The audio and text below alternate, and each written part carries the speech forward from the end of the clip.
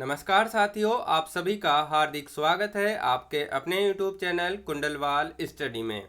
हम इस वीडियो में 30 सितंबर 2022 को आरआरबी ग्रुप डी की फर्स्ट शिफ्ट में पूछे गए जीके, जीएस और करंट अफेयर के क्वेश्चंस को सोल्व करने वाले हैं। तो चलिए देखते हैं कि फर्स्ट शिफ्ट में कौन कौन से क्वेश्चन पूछे गए हैं।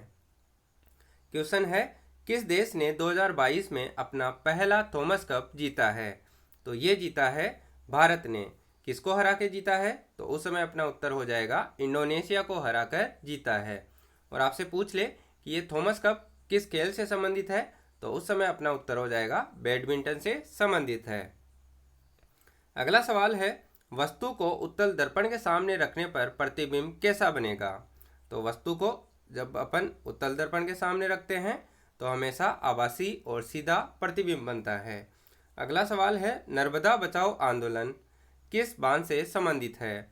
तो जो नर्मदा बचाओ आंदोलन है ये संबंधित है सरदार सरोवर बांध से।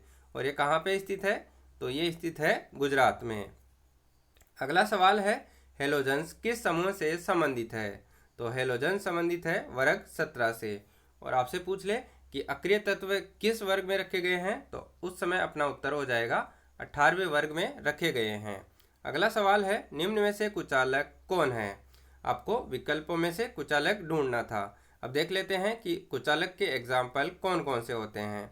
तो कुचालकों में आते हैं अभ्रक, बेकेलाइट, रबर, कांच, चीनी मिट्टी, पीवीसी यानी पॉलीवाइनिल क्लोराइड, कागज, लकड़ी और आसुत जल। आसुत जल को अपन शुद्ध जल भी बोलते हैं। और बात करें सुचालक के एग्जाम्पल की तो इसमें आते हैं चांदी, तांबा, एल्यूमिनियम, टंगस्टन, निकल आदि। अगला सवाल है, नाविक किस देश द्वारा विकसित की गई तकनीक है? तो जो नाविक तकनीक है ये विकसित की गई है भारत द्वारा। अब ये किस किस के साथ से विकसित की गई है? तो ये विकसित की गई है Indian regional navigation satellite system यानी IRNSS और भारतीय अंतरिक्ष अनुसंधान संगठन यानी इसरो के साझा सहयोग से।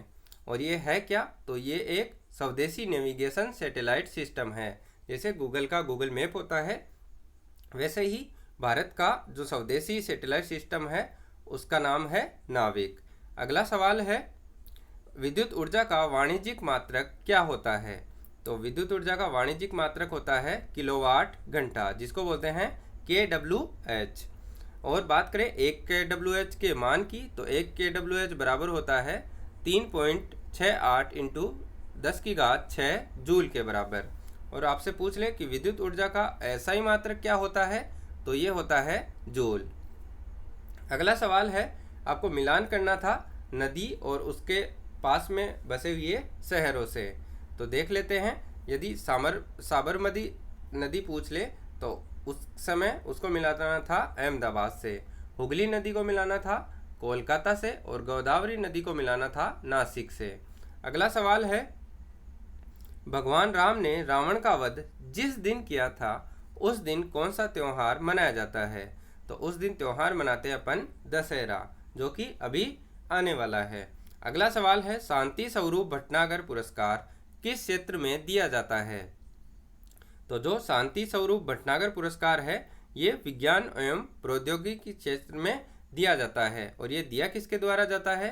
तो ये दिया जाता है CSIR द्वारा। अगला सवाल है, मानसून पूर्व होने वाली आम्र वर्षा किन राज्यों में होती है? तो ये होती है केरल और कर्नाटक राज्यों में। अब ये आम्र वर्षा किस कारण से बोला जाता है इसको? तो ये जो ग्रीष्म ऋतु में होने वाली वर्षा है ये आमों के जल्दी पकने में सहायता करती है, इसीलिए इसको बोलते हैं आम्र वर्षा। अब इसके दूसरे नाम क्या हैं? तो इसके दूसरे नाम अप्रैल वर्षा या ग्रीष्म वर्षा भी कहा जाता है। अब आपसे पूछ ले कि फूलों की बौछार नामक जो वर्षा है वो कहाँ पे होती है? तो वो भी केरल और कर्नाटक राज्यों में होती है। और इसको फूलों की बौछार क्यों कहा जाता है? क्योंकि इस वर्षा के कारण जो कहवा के फूल हैं वो खिल जाते हैं, यानी कहवा के फूल खिलाने में ये सहायक होती है।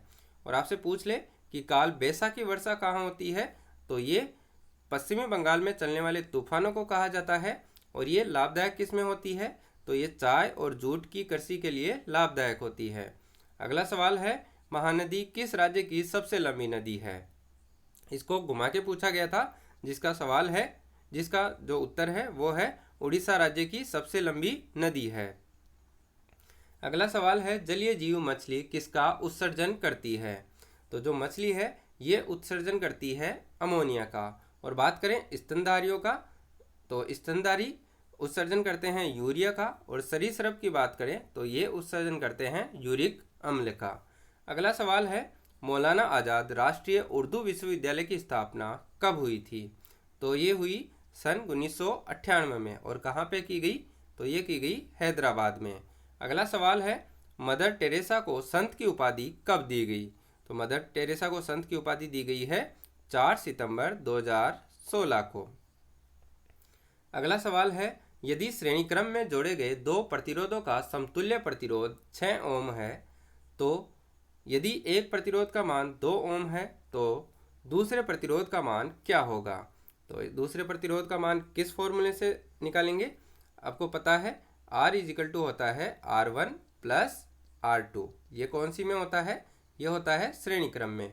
तो यहाँ पे R की वैल्यू तो दे रखी है अपने को 6 ओम और R1 की वैल्यू दे रखी है 2 ओम। तो R2 की वैल्यू कितनी हो जाएगी? तो R2 की वैल्यू सीधी सीधी आ जाएगी 4 ओम।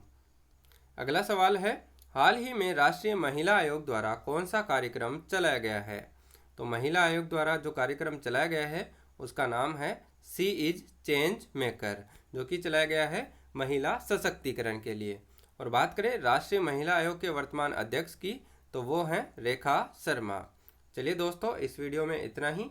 यदि ये वीडियो आपको अच्छा लगा हो तो इसको लाइक करें, अपने दोस्तों के साथ ज़्यादा से ज़्यादा शेयर करें और इस चैनल को सब्सक्राइब करना ना भूलें, ताकि आगे आने वाले वीडियोज़ के नोटिफिकेशन आपको सबसे पहले प्राप्त हो सके। और यदि आपको इस वीडियो की PDF चाहिए तो आप हमारे टेलीग्राम चैनल कुंडलवाल स्टडी को भी ज्वाइन कर सकते हैं। तब तक के लिए मिलते हैं अगले वीडियो में एक और एनालिसिस के साथ। तब तक के लिए थैंक यू, धन्यवाद, जय हिंद, जय भारत।